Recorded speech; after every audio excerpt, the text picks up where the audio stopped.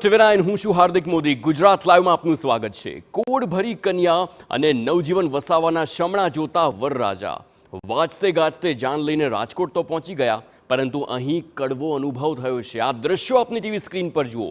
રાજકોટમાં સર્વજ્ઞાતિ સમૂહ લગ્નનું આયોજન કરાયું, જેમાં 28 વરઘોડાઓએ નોંધણી કરાવી હતી।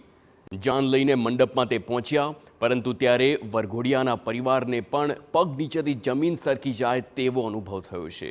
જાણ થઈ છે કે સમૂહ લગ્ન માટે જે રૂપિયા ભરેલા હતા તે આયોજકો ફરાર થઈ ગયા છે। કન્યાની આંખ ફીરા પહેલા જ આંસુઓથી ભરાઈ ગઈ છે। જ્યાં ઉમંગ અને ઉત્સાહનું વાતાવરણ હોવું જોઈએ ત્યાં હંગામો અને કાગારોળ જોવા મળ્યો।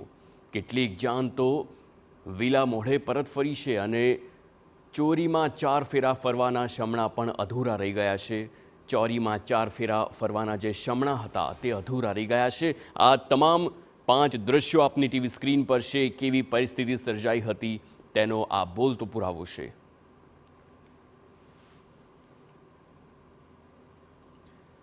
સમૂહ લગ્નના નામે છેતરપિંડીનો જે મામલો છે તેને લઈને પોલીસે કાર્યવાહી કરી છે। પોલીસે 3 આરોપીની ધરપકડ કરી છે, જેમાં મનીષ વિઠ્ઠલપરા, દિલીપ ગોહિલ અને દીપક હિનાણી સકંજામાં આવ્યા છે।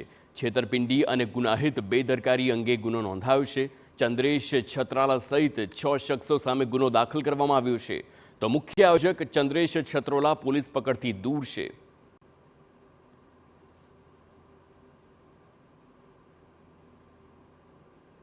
તો રાજકોટમાં સમૂહ લગ્નના આયોજક ચંદ્રેશ છત્રોલા મામલે મોટો ઘટસ્ફોટ થયો છે। સમૂહ લગ્નના આયોજક ચંદ્રેશ છત્રોલાએ અગાઉ પણ લોકો સાથે છેતરપિંડી કરી છે। આયોજકે છેતરપિંડી કર્યાના પુરાવા પણ સામે આવ્યા।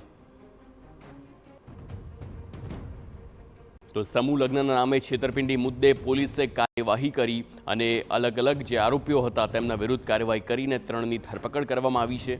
મહત્વની વાત છે કે આ 3 આરોપી સિવાય જે મુખ્ય આયોજક છે તેની વાત અને મનીષ વિઠ્ઠલપરા સાથે દિલીપ ગોહિલ અને દીપક હિનાણી સકંજામાં આવ્યા છે। છેતરપિંડી અને ગુનાહિત બેદરકારી અંગે આ 3 સામે ગુનો નોંધાયો છે। મહત્વની વાત છે, ચંદ્રેશ છત્રોલા સહિત કુલ 6 શખ્સો સામે હાલ ગુનો દાખલ કરવામાં આવ્યો છે, પરંતુ હજી જે મુખ્ય આયોજક છે ચંદ્રેશ તે પોલીસ પકડથી દૂર છે।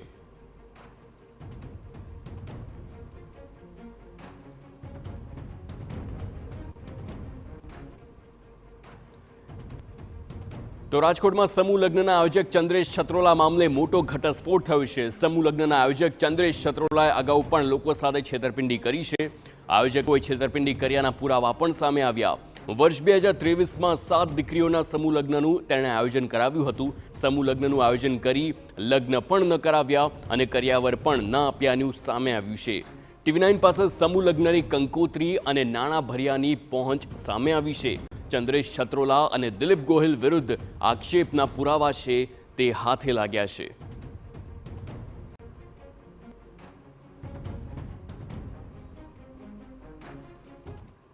કે ગયા વર્ષે આ જ આયોજકે સમૂહ લગ્નનું આયોજન કરેલું, એમાંથી કોઈ વરપક્ષ કન્યા પક્ષ વાળાને કર્યાવર આપેલો નહીં અને એને એમ કીધેલું કે હવે આ સમૂહ લગ્નમાં તમને આપીશું। એટલે એ બી ખબર પડી કે આની આ એમો છે કે આવું આયોજન કરી દાતાઓ પાસેથી દાન મેળવી અને છેલ્લે પછી કોઈ સગવડતા નહીં આપીને આ વરપક્ષ કન્યા પક્ષને રેઢા મૂકી દેવા। તો રાજકોટમાં સમૂહ લગ્નના આયોજકોની જે શોધ કરવામાં આવી છે, જેમાં મુખ્ય આયોજક ચંદ્રેશ છત્રોલાની શોધખોળ શરૂ કરવામાં આવી। ચંદ્રેશ સહિત આયોજકોની પોલીસે શોધખોળ શરૂ કરી છે। ક્રાઇમ બ્રાન્ચ અને સ્થાનિક પોલીસની ટીમે બનાવવામાં આવી છે।